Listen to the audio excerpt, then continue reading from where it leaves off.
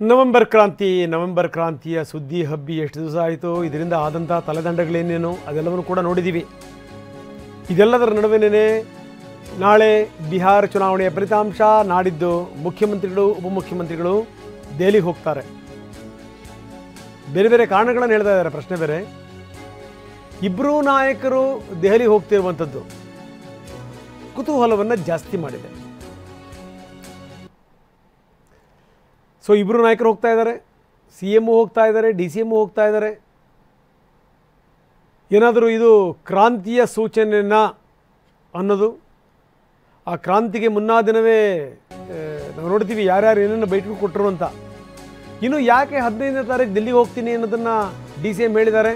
ಕಪಿಲ್ ಸಿಬಲ್ ನನ್ನ ಪರವಾಗಿ ಅವರು ವಾದ ಮಾಡಿದಂಥವರು, ಅವರು ಕರೆದಿದ್ದಾರೆ, ಅದಕ್ಕೋಸ್ಕರ ನಾನು ಹೋಗ್ತಾ ಇದ್ದೀನಿ.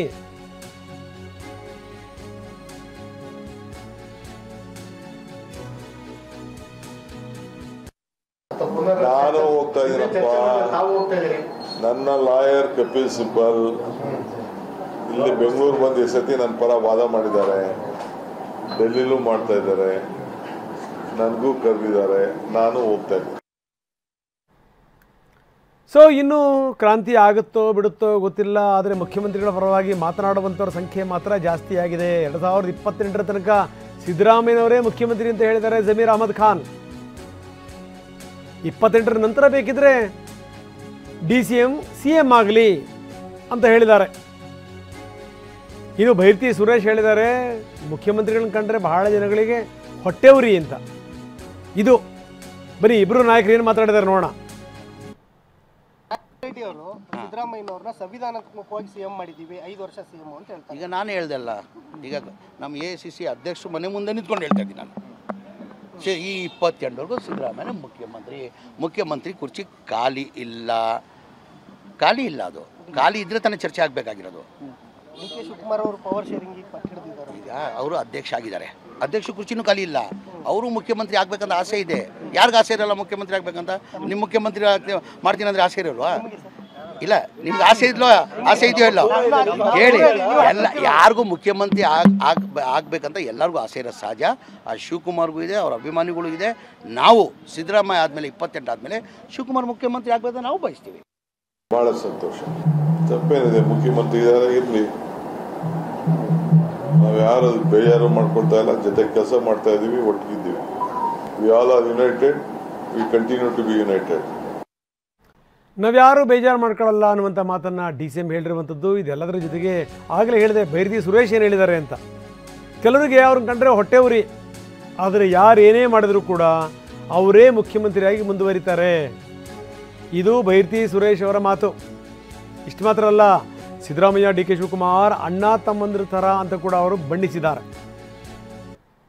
ಸಿದ್ದರಾಮಯ್ಯನವರು ತನ್ನ ಒಳ್ಳೆಯತನದಿಂದ ಪ್ರಾಮಾಣಿಕತೆಯಿಂದ ಈ ರಾಜ್ಯದ ಮಂತ್ರಿ ಆಗಿರೋದು. ಅದು ಭಾಳಷ್ಟು ಜನಕ್ಕೆ, ನಮ್ಮವ್ರಿಗೆ, ಕೆಲವು ನಾಯಕರುಗಳಿಗೆ ಅದರದ್ದು ಹೊಟ್ಟೆ ಉರಿ ಇದೆ. ಹೊಟ್ಟೆಯ ಕಿಚ್ಚಿಗೆ ಕಣ್ಣೀರು ಸುರಿಸು, ಒಟ್ಟಿಗೆ ಬಾಳುವ ತೆರದಲ್ಲಿ ಧರಿಸುವಂಥರ ಪ್ರಕಾರ ಸಿದ್ದರಾಮಯ್ಯ ಸಾಹೇಬರು ಎಲ್ಲರನ್ನೂ ಒಟ್ಟಿಗೆ ತಗೊಂಡು ಹೋಗುವಂಥ ಕೆಲಸವನ್ನು ಇವತ್ತು ಮಾಡ್ತಾ ಇದ್ದಾರೆ. ಸಿದ್ದರಾಮಯ್ಯ ಸಾಹೇಬರು ಮುಖ್ಯಮಂತ್ರಿ ಆಗಿರ್ತಾರೆ, ಅದರಲ್ಲೂ ಏನು ಅನುಮಾನ ಇಲ್ಲ. ಬನ್ನಿ, ಪ್ರಮೋದ್ ಶಾಸ್ತ್ರಿ ನಮ್ಮೊಂದಿಗೆ ಈಗ ನೇರ ಸಂಪರ್ಕದಲ್ಲಿದ್ದಾರೆ. ಪ್ರಮೋದ್, ನಾವು ನೋಡ್ತಾ ಇದ್ವಿ ಭೈರತಿ ಸುರೇಶ್ ಮಾತಾಡ್ತಿದ್ರು, ಹೊಟ್ಟೆ ಕಿಚ್ಚಿಗೆ ಕಣ್ಣೀರು ಸುರಿಸು, ಒಟ್ಟಿಗೆ ಬಾಳುವ ತೆರದಲ್ಲಿ ಹರಿಸುವಂಥ. ಕೆಲವರು ಕಣ್ಣೀರು ಸುರಿಸಬೇಕು, ಇನ್ನು ಕೆಲವರಿಗೆ ಕನಸು ಕನವರಿಕೆಗಳಿಗೆ ತಣ್ಣೀರು ಸುರಿಬೇಕು. ಸೊ ಇದು ನಡೀತಿರುವಂಥ ಸಂಗತಿ. ಒಳಗಿಂದೊಳಗೆ ಏನು ನಡೀತಾ ಇದೆ, ಇದೆಲ್ಲದರ ಜೊತೆಗೆ ನಾಳೆ ರಿಸಲ್ಟ್ ಇದೆ ಬಿಹಾರದ್ದು, ನಾಡಿದ್ದೇನೆ C M D C M ಕೂಡ ಹೊರಟಿರುವಂಥದ್ದು. ಅದಕ್ಕೂ ಏನಾದರೂ ವಿಶೇಷತೆಗಳಿದೆಯಾ ಪ್ರಮೋದ್?